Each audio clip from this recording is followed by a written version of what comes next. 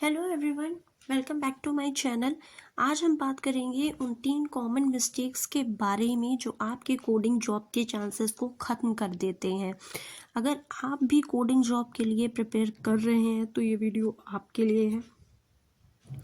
Coding jobs, especially in big tech companies, require the perfect combination of skills and strategies. So let's dive into these signs and make sure you don't fall into these traps. Have you ever felt like you were stuck even after learning everything about coding, or you made amazing projects but still couldn't crack the interviews? आपको किस sign से सबसे ज़्यादा लगता है कि आप struggle कर रहे हो? कमेंट में ज़रूर बताइएगा।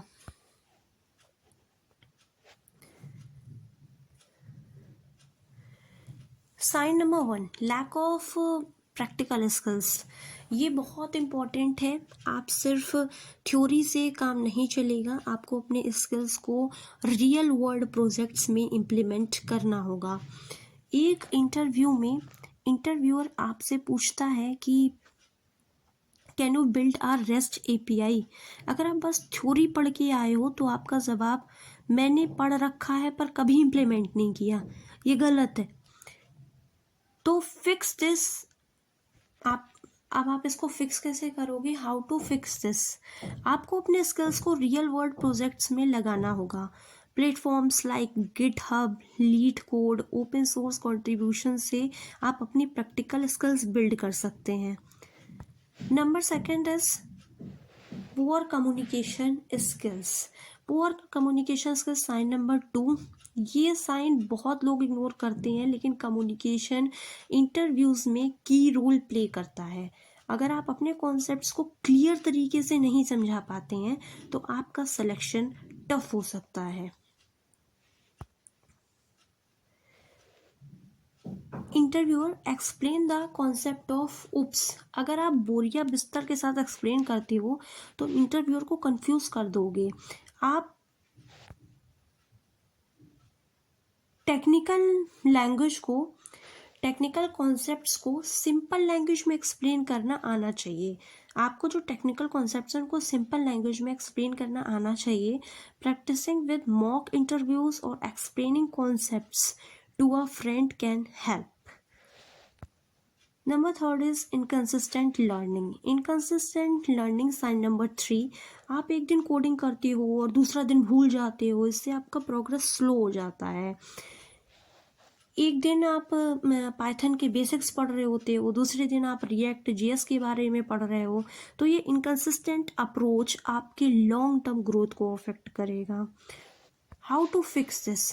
इसे फिक्स कैसे करेंगे? एग्जाम्पल क्या इनकन्सिस्टेंट की? सबसे पहले तो आप पाइथन के बेसिक्स वगैरह पढ़ते हो, फिर आप उस प्रैक्टिस को रोक देते हो कुछ टाइम के लिए और फिर उसका सिंटैक्स भूल जाते हो। फिर जब आप वीक 5th में दोबारा पढ़ने बैठते हो तो आप उसका सिंटैक्स ही भूल जाते हो। तो ये इनकन्सिस्टेंसी से मतलब जैसे मैंने बताया कि एक दिन आप पाइथन के बेसिक्स पढ़ रहे हो, दूसरे दिन आप फिर रिएक्ट जेएस के बारे में पढ़ रहे हो, तो इनकन्सिस्टेंट अप्रोच आपके लॉन्ग टर्म ग्रोथ को अफेक्ट करेगा। How to fix this? इसे फिक्स कैसे करना है?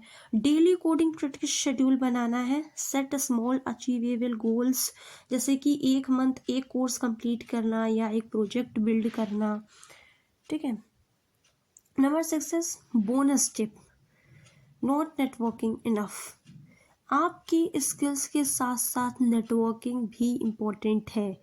अगर आप अपने प्रोफेशनल सर्कल को एक्सपेंड नहीं करते हैं तो अपॉर्चुनिटीज़ मिस कर सकते हैं। लिंक्डइन पर कनेक्ट होना, हैकाथॉन्स में पार्टिसिपेट करना और कोडिंग कम्युनिटीज़ का हिस्सा बनना हेल्प्स यू गेन एक्सपोजर। अब समरी के साथ रैप अप करेंगे। तो दोस्तों ये थे वो 3 signs: lack of practical skills, poor communication skills और इनकन्सिस्टेंट लर्निंग। अगर आप इन साइंस को आइडेंटिफाई करते हो, फिक्स करते हो, तो आपका कोडिंग जॉब सक्सेस का चांसेस बहुत बढ़ जाते हैं।